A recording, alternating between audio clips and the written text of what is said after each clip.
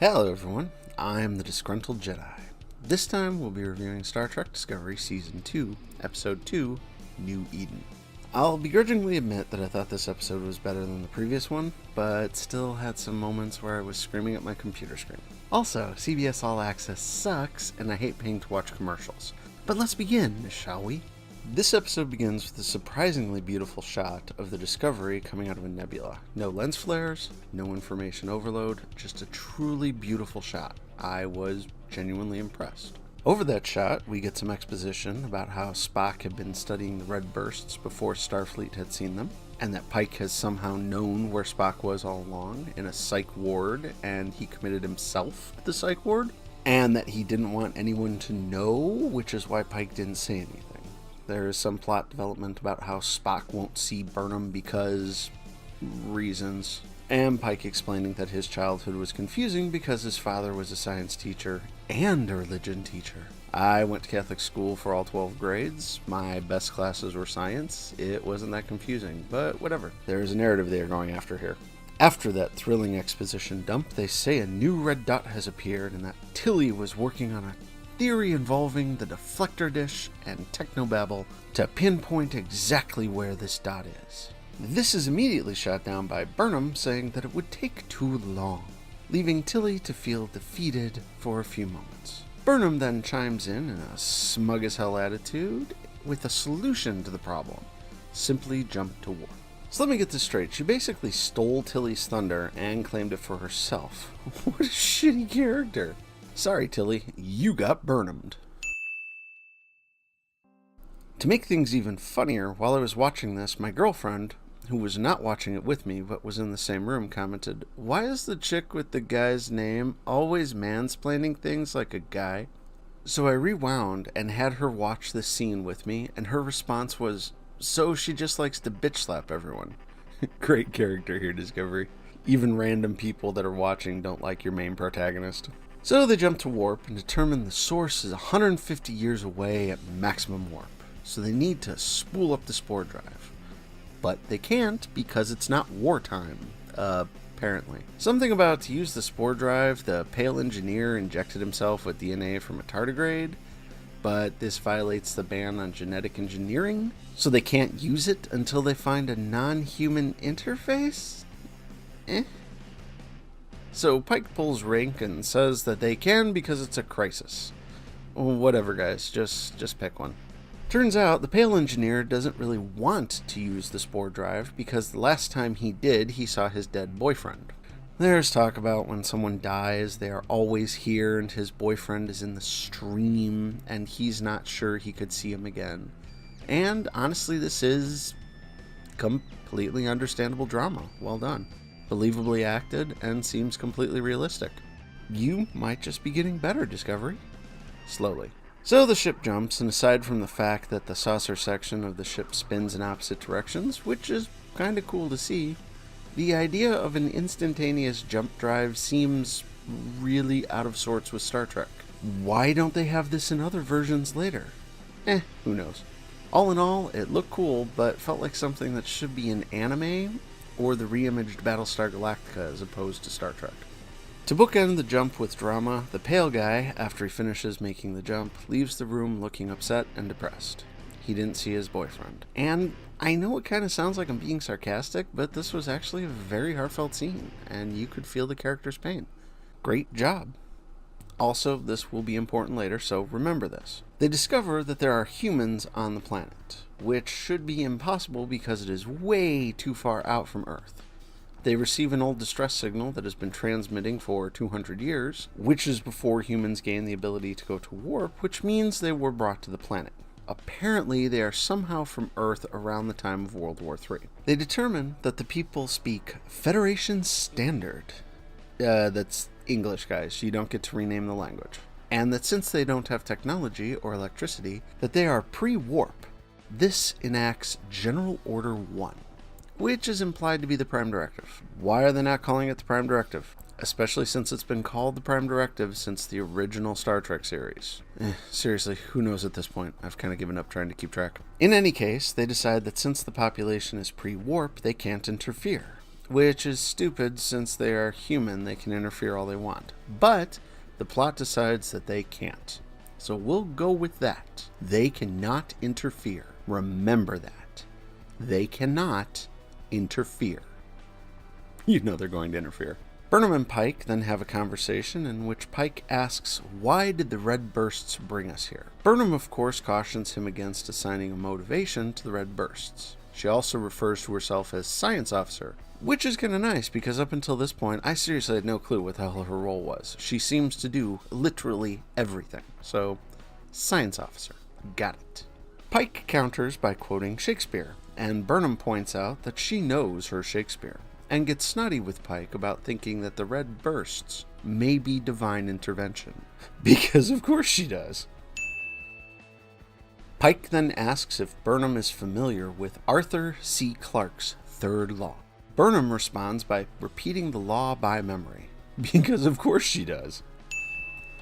Pike then reinterprets the law to say, any sufficiently advanced alien life is indistinguishable from God, and decides that the people are not on that planet by accident. Well, there ain't no way Burnham letting that one go. She responds with, well, that is certainly a bold interpretation, sir, in as snotty of a way as humanly possible. Have I pointed out I hate this character? So, they decide to beam down to the planet to investigate, because if they didn't, they really wouldn't have a show. We are then treated to a scene of Tilly trying to get a piece of the asteroid to study. She comments, as she is drilling, that 1 cubic centimeter of the asteroid is roughly 1.5 metric tons. This is shown by a tiny piece of the asteroid breaking off and then crushing a cart next to Tilly. She keeps drilling, of course, and I'm left asking, A, is the floor strong enough to hold that thing? And B, what's wrong with the piece that's sitting on the ground next to her? Why is she still drilling? Anyways, she gets her sample and a random energy burst throws her across the room, nearly killing her. And I'm left wondering once again, how has she survived this long? So the away team lands on the planet and enters a church. Pike asks if anyone has ever been in a church.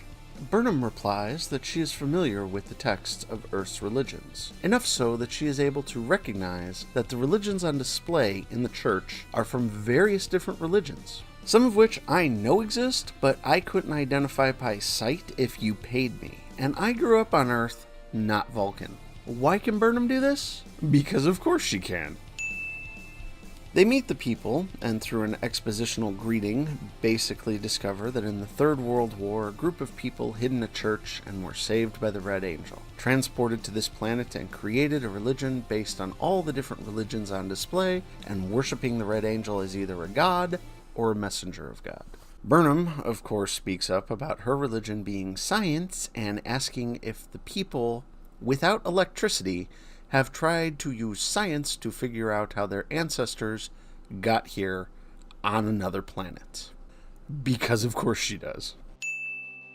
They discover that there is a soldier's helmet cam in the church and that the people rely on faith instead of science. This causes Burnham to show an emotion, which is so rare that I couldn't actually tell what emotion she was having. I think it was contempt, but I'm not exactly sure. Because of course she does.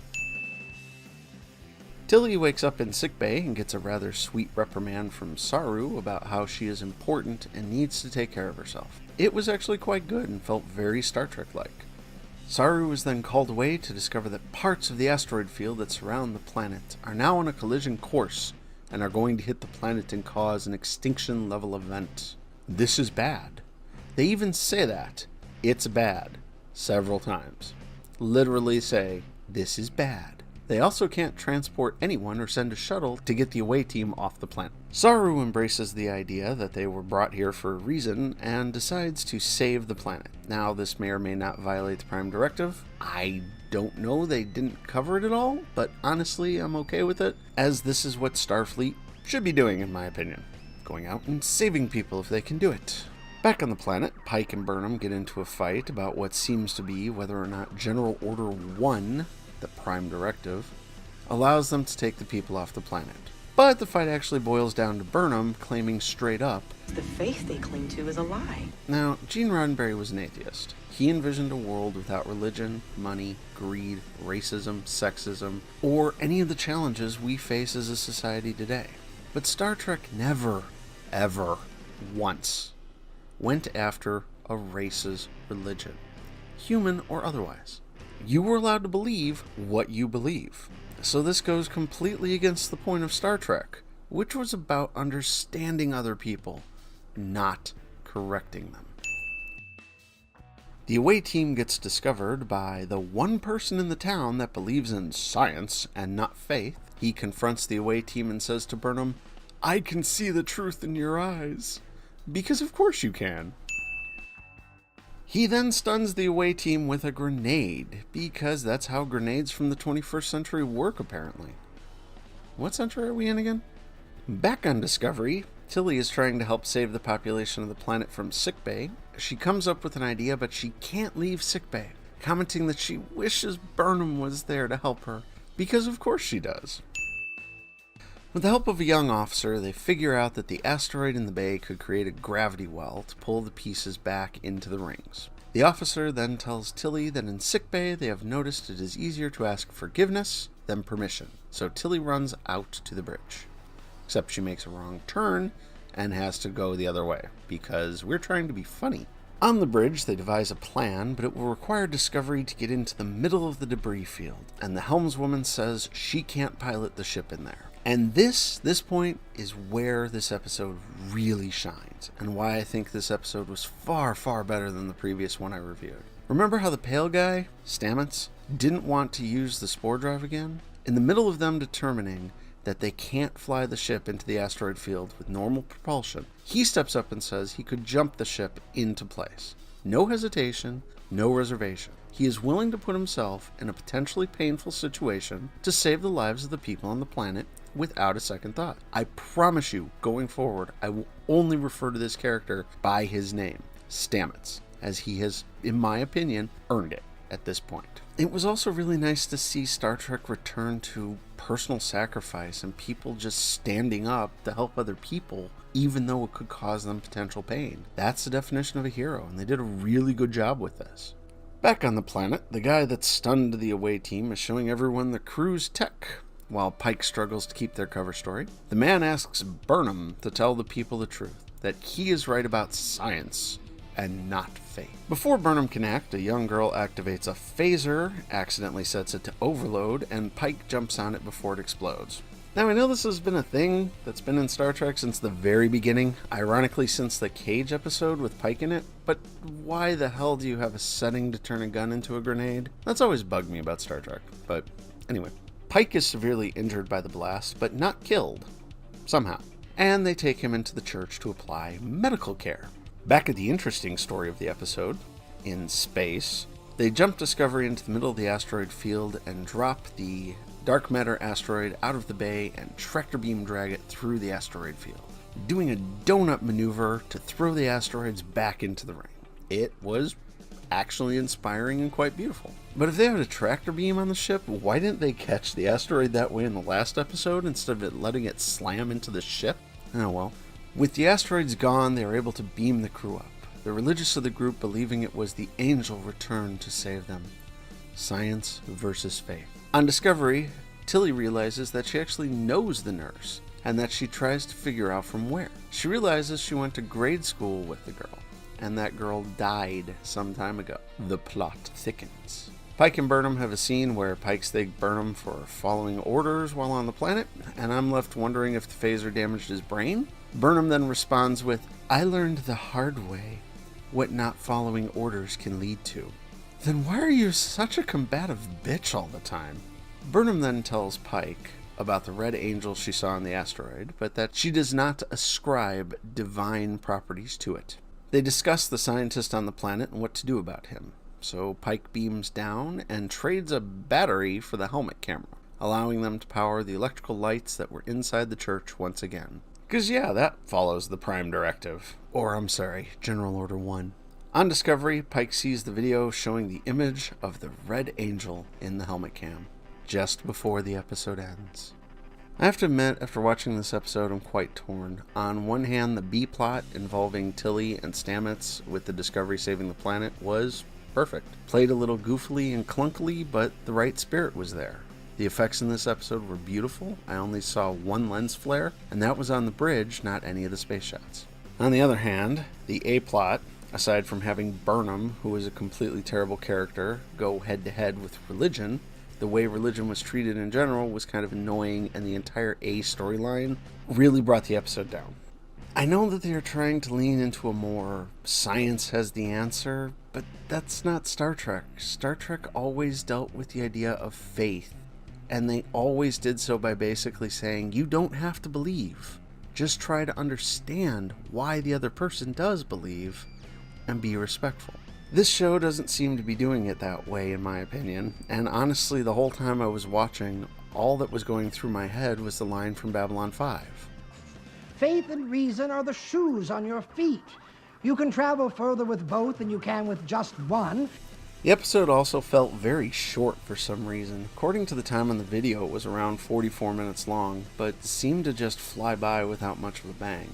But with that being said, the episode was good enough, thanks to the non-Burnham storyline, to make me at least want to watch another episode. Although I find it very sad that the part of the show that people seem to like the least is the character that the show revolves around. Not the best idea. Anyway, I'm sorry, but that just happens to be how I feel about it. What do you think? Let me know in the comments below.